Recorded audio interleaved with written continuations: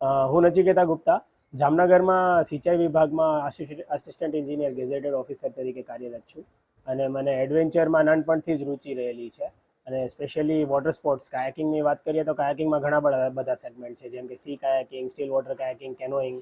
પણ મેં white water કાયાકિંગમાં participate કર્યું હતું. તો વ્હાઇટ વોટર કાયાકિંગ એ પહાડો પરથી ઉછળતી નદી જે આવતી હોય છે અને જે પથ્થર સાથે ટકરાઈને પાણી ઉછળતું હોય છે એમાં કાયાકિંગ કરવાનું હોય છે અને વ્હાઇટ વોટર કાયાકિંગ કહેવાય છે.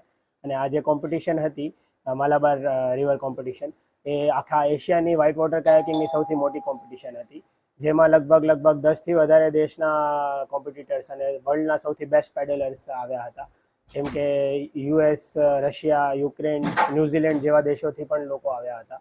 અને મેં વ્હાઇટ વોટર કાયાકિંગની ફર્સ્ટ ટ્રેનિંગ લગભગ 2016-17માં સ્ટાર્ટ કરી હતી અને ધીમે ધીમે ટ્રેનિંગ લેતો ગયો અને નેશનલ લેવલ સુધી પહોંચી શકાય તેવી ટ્રેનિંગ મેં લીધી છે.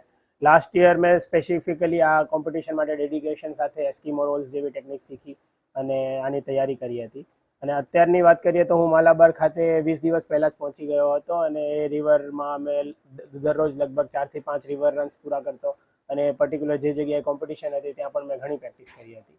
અને આ કોમ્પિટિશન ઘણી જ ચેલેન્જિંગ હતી, કારણ કે હું ગુજરાતથી એકમાત્ર ખેલાડી હતો અને અત્યારે અહીંયાની ભૌગોલિક પરિસ્થિતિ એ પ્રમાણે નથી કે હું અહીંયા રહીને પ્રેક્ટિસ કરી શકું, એટલે મારે વારંવાર એવી નદીઓમાં જવું પડતું જ્યાં મારે પ્રેક્ટિસ કરવી પડે.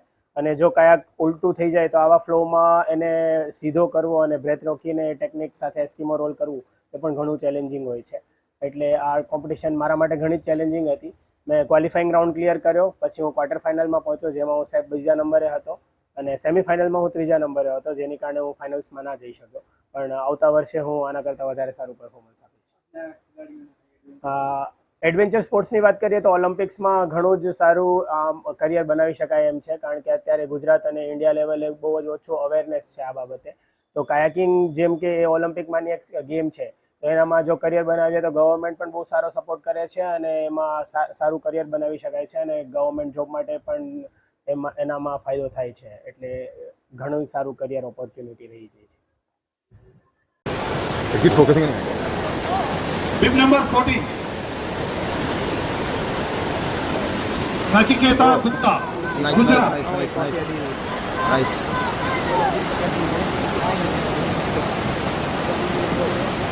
Oh, nice and clean, dude. Clean. എല്ലാവരും നല്ലൊരു കൈ കൊടുക്കാം. Want to turn the camera. ഗുജറാത്തിൽ നിന്ന് ഇവിടെ മലബാർ റിവർ ഫെസ്റ്റിവലിന്റെ ഇന്റർ വിഭാഗത്തിൽ മത്സരിക്കുകയാണ് അദ്ദേഹം. 34 വയസ്സുള്ള നചികേത ഗുപ്ത.